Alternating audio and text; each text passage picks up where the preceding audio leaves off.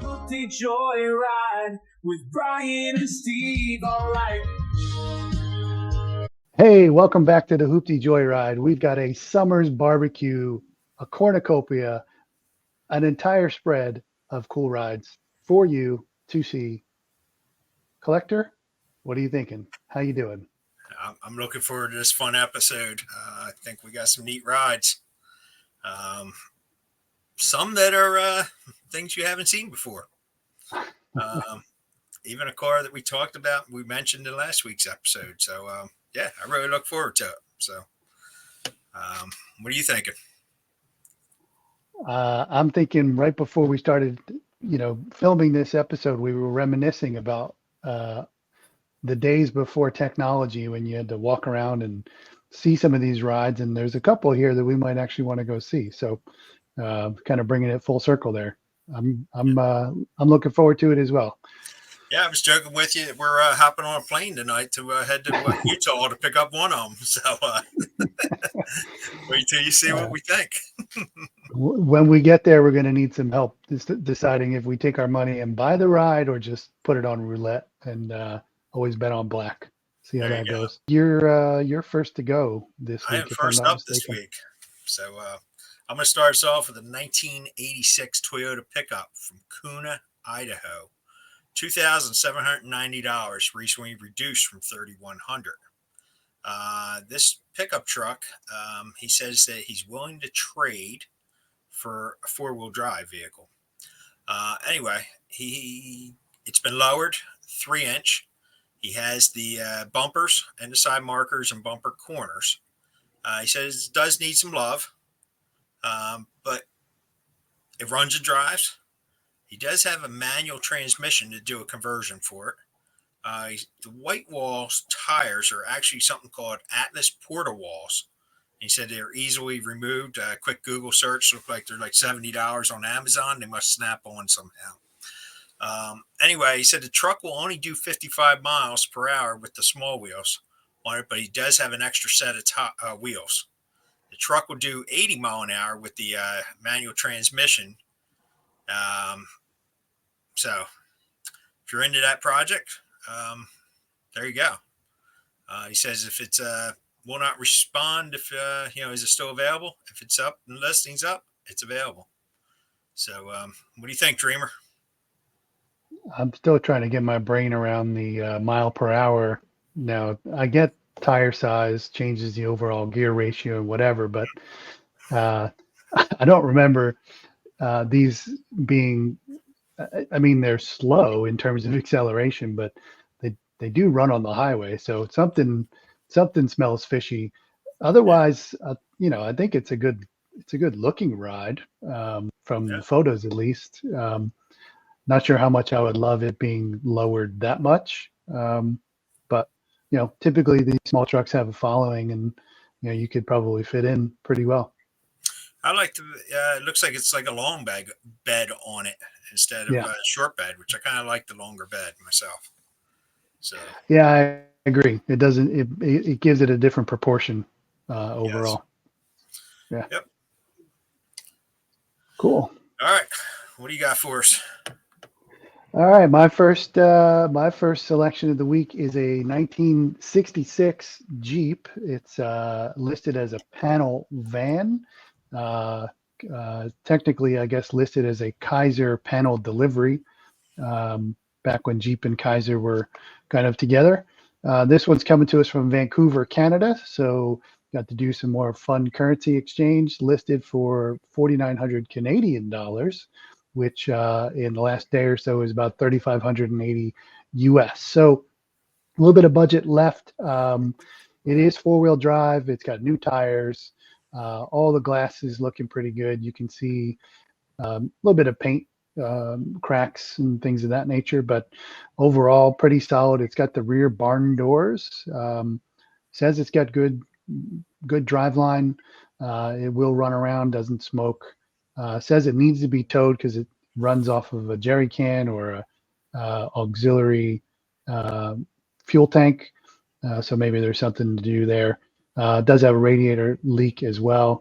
And the cab floor does need repairing, apparently, maybe from salt or or road damage. So looks to me like this is really what, a Jeep Wagoneer with only two doors and no side glass, but does look pretty decent. The cargo area looks pretty solid. I do wonder, I guess there's technically no back seat. Don't even see any mounting points for it, but I guess you could put one in if you wanted to, or just use it as a bit of a van.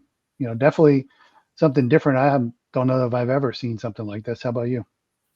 Yeah, I think they're pretty cool. It's it looks like you need a little cleanup there for the motor shot, but uh, yeah, I think they're unique. You don't see them around.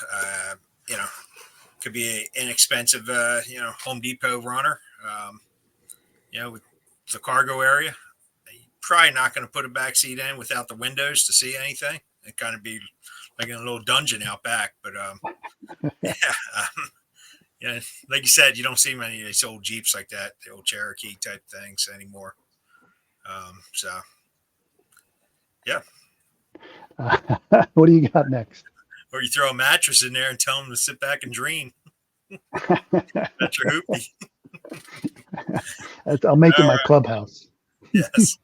All right. So I got a 1983 Chevy S10 Blazer for Redmond, Oregon. Little high on the budget, $4,300. However, it has had a lot of drivetrain work done. It has a Chevy 350 that's rebuilt with a V8 in it. He's got ladder bars on the rear springs for extra traction, low rear gears. It was built for drag racing, but it has recently been turned into a daily driver or weekend cruiser. The windows are hot wired. They work, and it has a V8 transmission in it. So, I guess you have your pick of the rides. You either have the International Harvester in the back, Jeep Cherokee, or, we know this one's definitely for sale, GMC S10 Blazer. It's different. I don't really like the wheels on it, the rims on it, personally. I think it kind of takes away from it. I do like the orange look to it with the yellow stripes. You see the ladder bar down bottom there. But overall, it looked like it was pretty solid. Sleeper. Pull up to a traffic light, and nobody's going to know what you truly have in it. So what do you think? Yeah, I mean, I'd be buying it for the speed. I had a Blazer like this a couple years later, and they're decent rides, but not impressing anybody for anything other than, in this particular case, maybe some flat out speed. But yeah, it's different for sure. I like the color as well. Yeah, it's growing on me. All right, what do you got? Is your next pick of the week? There's the motor, Edelbrock carb on it. So, yeah, aftermarket intake. It looks like. Valve covers make it seem a little bit bigger than a 350, perhaps, but I'm sure it is. Cool. What do I got? I've got something that matches your shirt. That's right. It's almost like you knew it was coming.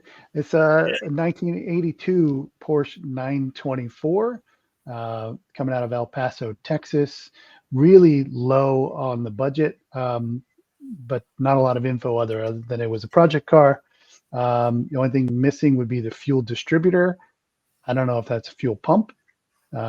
Perhaps, maybe.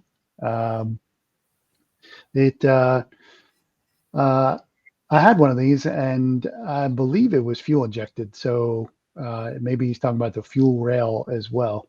I should remember, but I don't. It says all the tires will hold air, but need to be replaced. And he basically just lost interest. And again, having owned one, I get it. It's slow. It feels heavy. It doesn't handle like super great. And you can't really tell if you're driving a Porsche or a Chevy Cavalier No offense to the purists, but this wasn't the most inspiring coming from Porsche, although they did sell a ton of these.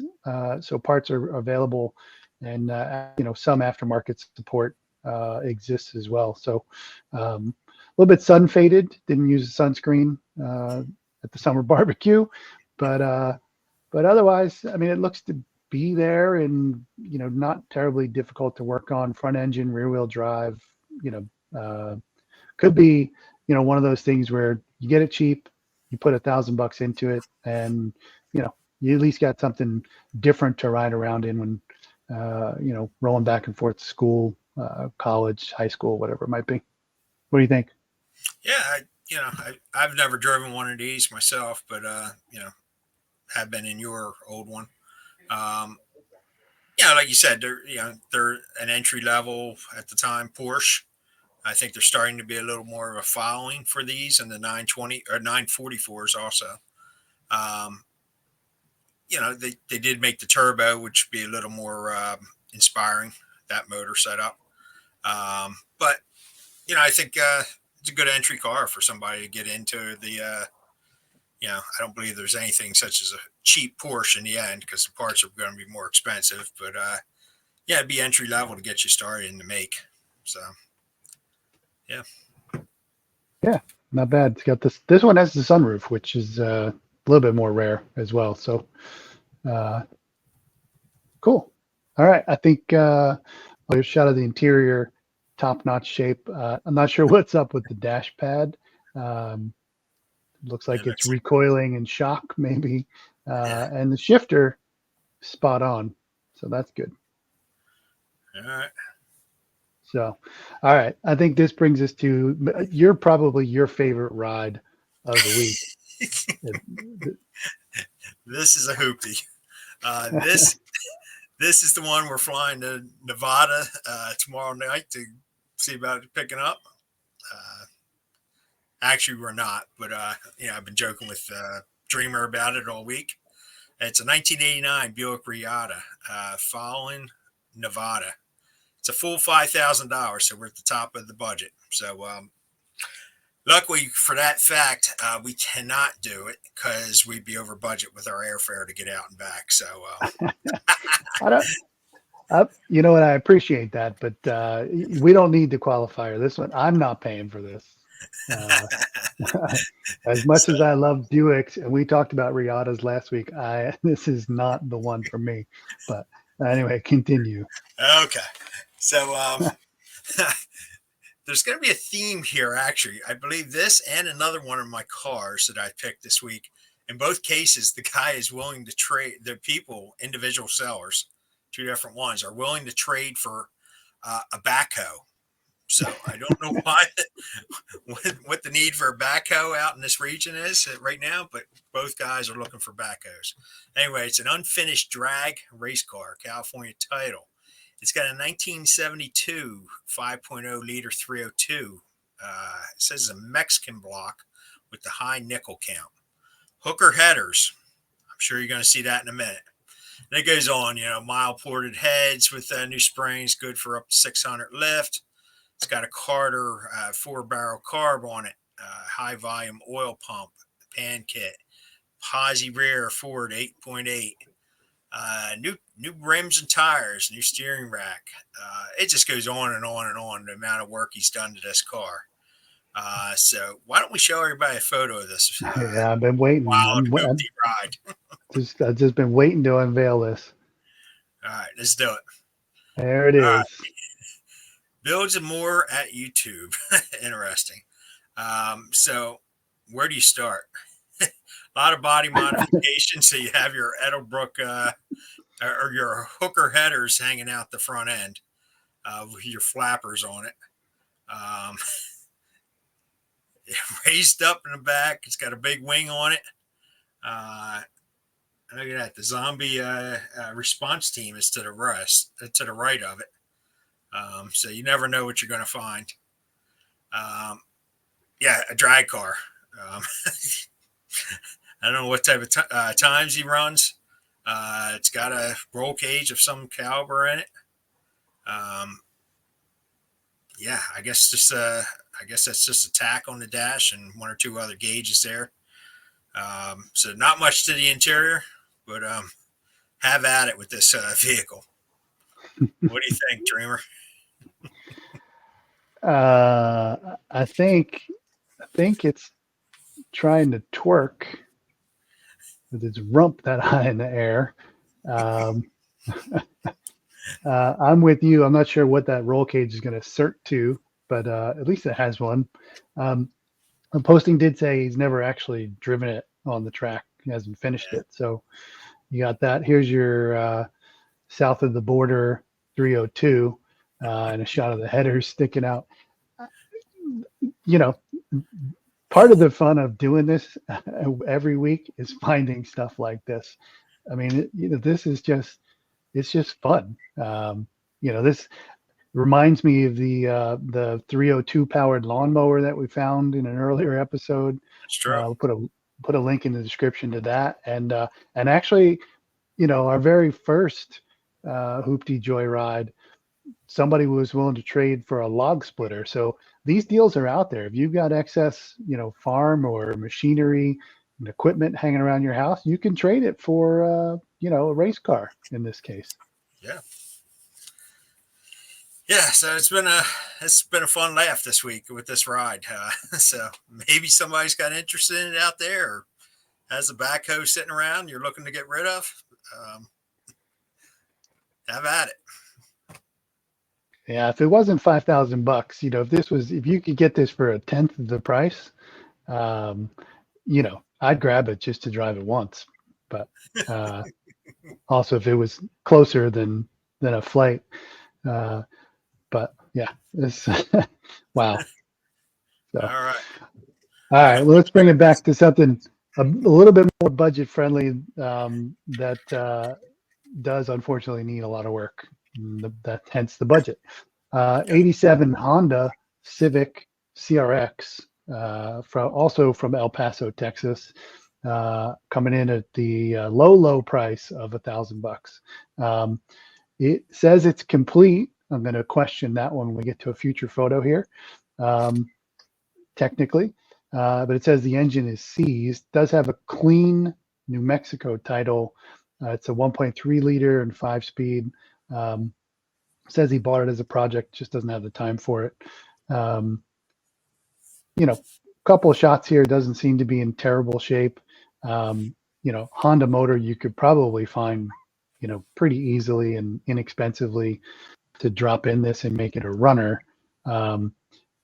Does not appear to actually be complete. Seems like something in the fender area is maybe missing. I'm not sure. But the grill and some other stuff as well.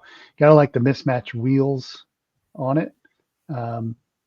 But clearly the steering wheel's either been removed or parts have been removed off of it. So you, maybe it was left with the window open too. There's just tons of dirt and dust in there. It looks like, but these are they can be fun. You can clean up pretty well. Should be relatively easy to work on.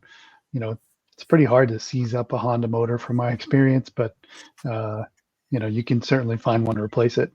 Another $1,000, maybe $1,500. You've got you've got something that you can have a little fun with. What do you think? Yeah, we had a 95 Honda Civic, not a CRX, but that was a good car for us. It ran, drove great. We finally got rid of it a year or two ago, but yeah, these Honda Civics, you get a good one, they run forever. You do have a lot of budget left. That's the bonus part with this particular car for you. Yeah. Yeah, probably good gas mileage. It could be a fun autocross car. It's got a lot of opportunities with that much budget left. So Yeah, and the CRX gives you a little bit of extra, interior storage too, with the hatchback. So, yeah. Yep. Sporty little hatch. Cool. All right. You've got something else different coming up here, I think. All right, so I'm going to go with a 1925 Durant Star from Boise, Idaho. $4,000, recently reduced from $5,000. This is another one where I said a backhoe. This one says trade for a tractor with a loader. So I'm basically a backhoe in my mind to a point. So if you got a tractor with a front loader on it, he's looking to trade. They did update the ad a month ago or so, saying that in early June they did get it running. Once the timing advance and ignition were set, it fired right up. It said, I don't know a whole lot about these old things, but it said after World War I, Germany was not permitted to manufacture military vehicles. To get around this, they would import civilian vehicles such as Durant Star models and retrofit them alongside their own Horse brand. This does have a Idaho title, but you have to read about it.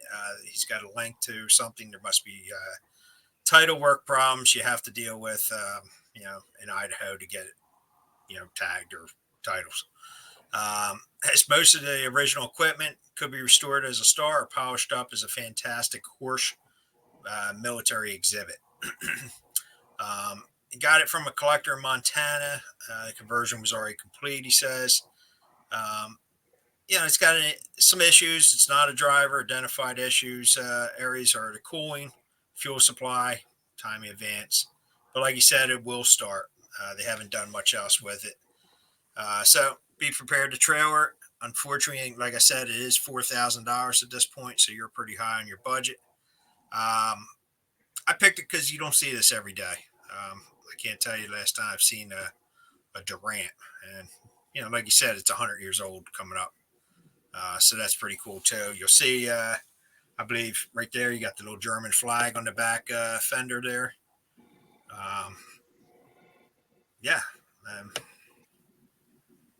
It's got a little tow hitch, it looks like, on the back end. I just noticed I missed that. It doesn't look like one of those, what do they call those hitches? Like a pintle hook, yeah. Pintle hook, yeah. Okay, that is different. I don't know what you're going to be towing with it, but maybe a German military trailer. So, all right. So, what are you thinking there, Dreamer? I think it needs brake work. A lot of it, apparently. Look, I mean, with you, this is cool. I've never seen a Durant that I can recall. Was a competitor, to the Ford Model T and in the early Chevys, back in the day. So should be pretty simple and easy to run and drive. Could be fun. A little high on our budget, but probably not exactly a hoopty either. This is worthy of somebody's collection. Hopefully it goes there as well. That's pretty cool. That's a good find. It's unique. So I wanted to throw it out there. Nice. There's a shot of the engine. Oh yeah. All right. So all right, we're gonna head back north to Langley Township in British Columbia. We're gonna still trying to make up for lost time with bringing in some Canadian rides. This one that you may or may not have ever really heard of. It's Pontiac Firefly. I don't think it lights up in the evening, at least of its own accord, but this one's a turbo for not too much money, 1,500 Canadian, just over 1,000, almost 1,100 bucks. It's a 5-speed manual. It says it's a project car, needs some work. It does start and stop. It says it has an alarm, which I don't think you would really have needed in Canada at any point in time, but there you go. It has a rebuilt motor and was used as a commuter car for a while. Great on gas. Says it's super fun to drive, and what the guy saved in gas went towards his speeding tickets. So it's a ringing endorsement in my book. It is going through a little bit of Mother Nature's weight reduction, according to the seller, but it does have some patch panels for it. Got a slight oil leak in the gasket and some other stuff. So, here it is. It's a Pontiac Firefly. For those of us south of the Canadian border, it's a Geo Metro. So probably a 1.3 liter turbo. Pretty easy to find parts for. Looks pretty decent. Looks like it's got a little dent in the fender there, but it's got a new door strapped to the roof. Little Mercury XR4 Ti spoiler action as well to give it some sportiness. Yeah, And let me point out, different. it does have a rear wiper blade for you. I'm getting better. Might come with a free pallet, so you can build yourself an Adirondack chair as well. So you got that going for you. Yeah, it's different. Yeah, can't say I know anything about them or have ever seen one of these. Nah, first time for me. Yeah, pretty cool interior. Kind of reminds me of like the old, the early 83, 84 Volkswagen GTI interior. They had kind of stripes in there like that. Yeah, for sure. So, if you didn't know you were driving a turbo, at least you know it on your steering wheel there on the horn. That's your reminder to slow down, apparently. Yeah. Hey, something different. We don't, you'd really be the only person with this around, which why not? Yeah. All right.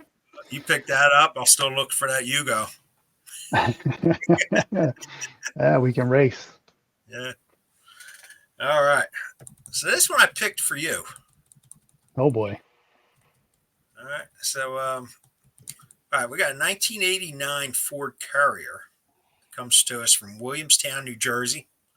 $1,000. So you got a lot of budget, but you're going to need it for some of it.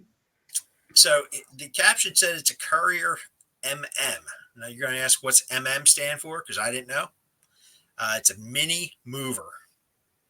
So since Dreamer has enjoyed helping boost the stock or the income level of U-Haul, I figure maybe it's time for him to just buy his own old U-Haul because he is enjoying trips and back and forth and additional trips to storage units to drop off his stuff. So I was thinking of you with your U-Haul. It doesn't really say much. He has a title for it. The frame is rusted out. It's basically a parts truck. The box, though, is in really good shape. So if you want your little portable office, maybe we need it so you can film Hooptie headquarters, Hooptie Joyride out of this. You have a box. So he needs it out of his yard. The sooner the better. Sooner rather than later. Best offer. So it doesn't say if it runs or not, but with a rusty frame. And the look of the rust there, I don't know what you're going to do with it other than I guess that box is probably aluminum. Yeah. So could be a cheap shed if you need it. And there's the U-Haul. So what do you think? Will it work for all your endeavors? If it had a decent frame, maybe. We can see that it looks like it's the cab is meeting the box very slowly. So that frame is probably shot. There's another YouTuber, Puddin's Fab Shop. I think he's got one called the Yeehaw, based on a Toyota frame that he's driven around and stuff. So shout out to him for some additional inspiration of what you could do. I think you could probably take the Toyota from the beginning of the episode, take off the primered bed and maybe drop this on and see what you got. But we've actually found a couple of different Ford Couriers, Rangers, Chevy Loves. So I think you got a lot of options if you really wanted to do this in something that runs a little better, and you got the budget actually to do it. But yeah, they're kind of cool. I mean, these days, that's about the size of what the U-Haul trailer, which I've also used. I've used all of U-Haul's products, not an endorsement, but have used them a lot over the last few years. So I could tell you the relative strengths and weaknesses of each. That's why I became a shareholder. I know it's a good revenue stream. Yeah, a lot of recurring revenue coming out of Dreamer's household. Look, it's fun, and you know, or best offer, we can probably get it a little bit cheaper, and stop by Geetz's Diner and get ourselves a meal. So, uh, Yeah. So, all right. Let's see what you got. oof. I don't know how much you're moving with that little lawnmower engine, but maybe it'll go over 55 miles an hour. Who knows? All right. What do I have? Okay. I've got a 78 Mercury Monarch coming from Garden City, Kansas. It's a bit high on the budget, so I'm not sure that that's really warranted or justified. It is fairly original, does have a title. It does run and drive, it says, but not very fast, which is maybe the theme of this episode. The episode. But says some work has been done. Not a lot of photos on this. The Monarch is pretty much the same Fox body platform as the Ford Fairmount. So you do have some options there in terms of parts and availability that if you can kind of get over into the Mustang era or side of things. But yeah, seems relatively clean and complete, as they said. Got a kind of vinyl combo bucket bench there, and the fancy burled plastic wood grain interior. Pretty simple. Fuel, AM radio. That's it. So not much. I mean, for me, a little high, again, a little high on the budget at $3,500. Probably getting it running is going to take a little bit or getting it running better, a couple $100. I'd like to see this down at least $1,000, maybe $1,500. And then I think, now you can get into territory of hopping up the motor and everything else. Pretty sure this should have a 302 in it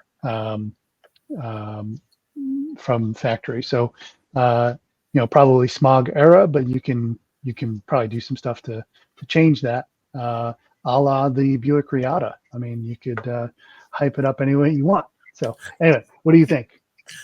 Yeah, I've got memories of these things. I believe my grandmother had either this or the Fairmont. I don't remember which one. It was dark brown. So I got old memories of her car. Yeah, it's probably could be a pretty cool car if you get it running good. Like you said, hop up the motor a little bit. Maybe throw a different set of wheels on it. It'd probably look pretty neat. The interior looked clean. Like you said, basic, not much to it. But yeah, I think it's a good pick. Cool. Yeah. All righty. You're up next. All right. So I'm going to give you a 2005 Mini Cooper. It is a convertible. Klamath Falls, Oregon, $2,300. It says it's a supercharged 4-cylinder, 4-seat top, works fine, is in good condition. Fast little car. So between this and your Firefly Turbo, we do have two fast cars in the episode, according to the owners. It says it's a 6-speed manual. AC and the heater work great. Has low profile tires, checkerboard seat covers, seat belt pads, so on and so forth. Low miles at 158,000 miles on it. As you see, it's Hooptie Joyride approved. It does have a ABS light on and a check engine light. Once in a while, the car acts like it's misfiring and not as zippy as it typically is. So you got to pick and choose when you want it to be fast. Says, does it need a tune-up? ? Might need engine work? ? Could it be the supercharger? Basically, he doesn't know. Says he's got 3 cars now, all needing TLC and can't afford them all. So the price has been dropped on this one. Goes on and on and on. If you're interested, we'll have the link in the comments or link in our profile down there. I've Never driven one. I have a friend that had one. My brother-in-law actually has a convertible like this. Um, you know, they are quick. Um, they handle very well. If you're into autocrossing or type racing like that, they could be very competitive in those areas.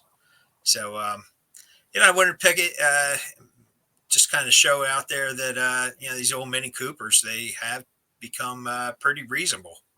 Um, you know, I like convertibles, but, hardtop is probably maybe the better route if you're looking for low performance in autocross, etc.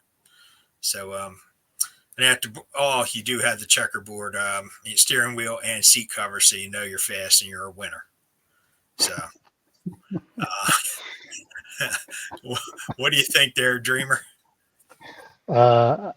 I'm also surprised. I had no idea. We were talking earlier, you and I had no idea that they have come down this much in price, that to be that affordable. So good to see, but they are kind of fun. Like you said, good for autocross and stuff. I think my first order of business is removing the checkerboard. Just not personal preference of mine. But otherwise, the photos make it seem like it's in pretty decent shape. So my guess is it's probably abuse why the engine light is on, given all the reference to it being supercharged and fast and zippy and whatnot. But probably wouldn't take much to get it running right. If it's just a check engine light, it's likely not major if it's not knocking or smoking or whatever. So, I do find it funny that 158,000 is considered low mileage these days. That's a bit interesting and surprising to me. But hey, look, cool ride. I mean, you for not a whole lot of money, you could be into something really fun. Yep. All right. Let's Nice. see what you got. Oh yeah, and you got the fancy retro. Yeah. Yep. Well, it looks like it comes with 3/4 of a tank of gas. So. But I'll caution you on that. I didn't read that part of the description, everybody, but he did say that the gas gauge stops at the halfway mark. So, take it for what it's worth. Maybe you have maybe you do have 3/4. Maybe since it is reading up higher, I don't know. Maybe you've got half. Maybe you've got. So nice. I think you would want to fill it up when you start driving it. Be safe. Yep. Yeah. So, nice. Anyway. All right. We're going to keep this barbecue rolling right along. We're headed towards dessert here. My next pick is also a Mercury. It's a 76. So you're going to get to see a little bit of difference in just a couple years in terms of size of Mercury vehicles. This one is a Cougar XR7. So it's the high-end model coming from Liberal, Kansas. Low budget amount, $1,500, and that's because there's some assembly required on this particular one. So this was kind of approaching full-size car territory by the time. Sun baked, and front clip is pretty much off of it, motor's off. All the parts are available. Some of them are in the trunk, as you see here. Some of them are in a barn leaning up against the wall. So looks to be fairly complete. Was bought as a project. Guy said, life kind of got in the way. It's got a 351 Windsor and an automatic trans. The motor was rebuilt 20 years ago and has 0 miles and 0 hours. So, take that for what it's worth. Should run clean as long as it was oiled and stored properly. And he said he should have the paperwork to go with it. So if this owner had the engine rebuilt, it's been kind of disassembled and apart for a good long time, hence the rust on the front clip. But if you're in the area and you want something that's more unique and different, $1,500 and a bunch of weekends worth of work, and you do have that unique, different ride. What do you think? Yeah, it's definitely going to be some work. It's a lot of sweat equity to put this back together. Could have used it last week for a half a ride week, possibly. But anyway, yeah, he says it's all there. So, go look at it and, ask questions and make your decision. So, yeah, you could probably make an offer and get it for even less just to get it off the guy's property, I'm guessing. probably. Yep. Yep. Yep. Yeah. All right. All right. So I'm going to go in a You're little up. different direction than that one. I'm going to go with a 1989 Geo Tracker from St. Anthony, Idaho. Low in the budget, $1,750. He says he hates to see it go, but the family is growing and doesn't have room for it. It doesn't have room for us anymore. So this thing has been used for off-roading. So it looks like it comes with the winch and the light bar. That's probably a good chunk of the $1,700 on this car. But he doesn't talk much about it. I'm going to guess it runs and drives since he said, they've used it for off-roading. But, it's seen its abuse. But if it runs and drives, you have a ranch or, some property to go run it on, teach your kids how to drive with it, and off-road. You might be into it for not a whole lot of money, to have some good times, get some mud. Yeah. There's not much to it. But it's all there, it looks like. So what do you think, Dreamer? You going to be Bajan with it? I don't know about Bajan, but I sure wouldn't care if I hit a tree, given the current condition. So, this is it's funny, right? Because we've talked a bunch of times about how much I like the Suzuki Samurai, and here is essentially the same vehicle, and I'm like, I don't know, that's not feeling it. Not sure if it's the paint scheme or whatever.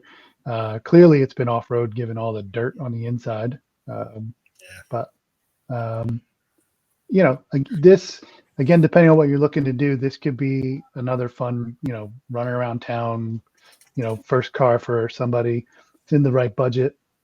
It's, you're not going to win any awards probably, but, who cares?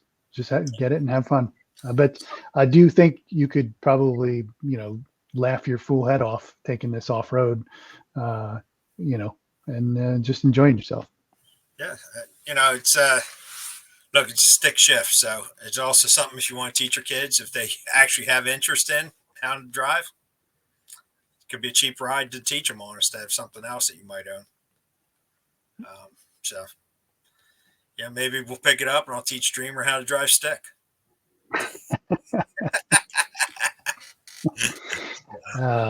This from the guy who can't keep the lug nuts tight.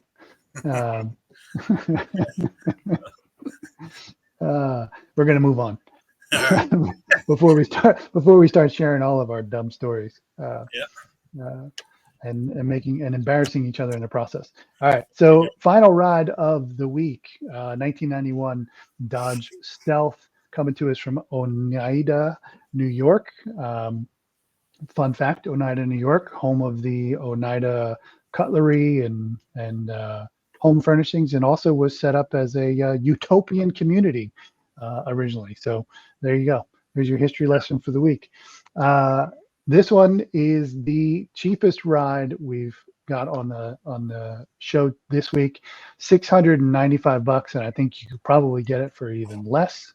It is listed as a parts car. The drivetrain and some other parts were taken off of it for another project. It says the body and the interior are not bad. Not bad being relative term. We'll see that in a second. But still has a ton of usable parts. As a way of selling comment, he says these are starting to gain in value. I think he means the ones that run and drive, but so be it. Also ones with paperwork, because this one doesn't have it. But what you see is what you get. And you can have some assistance, in loading this on your travel and transport. So looks like it's going to need a couple of front rims and tires. Hopefully there's some of those laying around you can put on it. The photos, as you can see, are not the greatest. They were blurry to start with, but looks to be in some sort of salvage or junkyard already. These were pretty interesting. I mean, you had this and the Mitsubishi 3000 GT coming out of Diamond Star Motors, sharing the same platform. The fact that it doesn't have the motor in it, I'm not actually heartbroken about, because I would have probably pulled it anyway. But at this number, you could actually probably drop in a 318 if you wanted to keep it Dodge powered. An LS, you could still probably get one for $1,500, give or take. These were real front engine, rear drive, so pretty adaptable in terms of that as a platform. And maybe make it a drag and drive car, or just something else. I mean, you don't see too many Dodge Stealths on a road, or 3000 GTs anymore. These were pretty popular when they were around, but again, you don't see them very much at all. So anyway, that's what I would do. You got a ton of budget left to do something like that. It's going to require work. Obviously, it looks like it needs 3 rims instead of just the front 2. But who knows? Maybe you got a good starting point. The interior, it is, these were pseudo luxury, has leather seats, and it is an automatic. But for the time, these were kind of sought after, or at least fairly popular rides. So what do you think? Yeah, I've never driven one or been in one of these, but I know like the 3000 GTs from Mitsubishi, they were it was kind of back in the 80s. They were, it was either you had Mitsubishi, you had a Mustang, you had a Super, a Corvette, maybe an RX-7. They were kind of like the cars of his time back then for little sports cars. Yeah. So, like you said, don't see many of them. It is kind of ironic you picked this, because I had found a pair of them I was thinking about using, but I held off when I saw you had your pick on here. So, yeah, I think we were both thinking about these Dodges. So, yeah, a lot of work, but for somebody who's got some ambition, it's very low on the budget. And see what you end up with. Yeah. I'd say, with that, tune in next week. Maybe we'll see your Stealths, and, not knowing the budget, maybe you could have 3 rides, make one good one out of it, and still be under budget, and minus transport costs, of course. So anyway, barbecue's over. Get off my lawn. It's been fun. Collector, any final thoughts from you? Nah, just remind you, to comment, like, and subscribe. We appreciate it. So Absolutely. we also take viewer submissions if somebody's got something. We've used them in the past. So I've actually got some that came in a little bit late to get in this week's episode. They'll be in next week's, provided the vehicle's still available. As you mentioned, we do put links to all the rides in the description below. And as of the filming of this, all these rides were still available. So, happy hunting. All right. Until next week. Sounds good. Thanks. See ya. Cheers. Peace.